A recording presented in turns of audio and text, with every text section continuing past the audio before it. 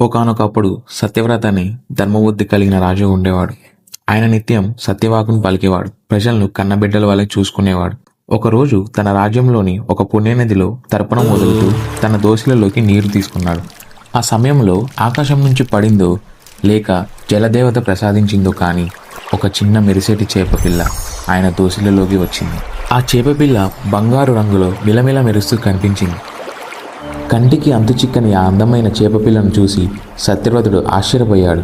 దానిని తిరిగి నదిలో వదిలేద్దాం అనుకునేసరికి అంతలో ఆ చేపపిల్ల మానవ స్వరంలో చిన్నగా స్పష్టంగా మాట్లాడింది. రాజా, దయచేసి నన్ను రక్షించండి, పెద్ద చేపలు నన్ను తినేస్తాయి అని ప్రాధేయపడింది.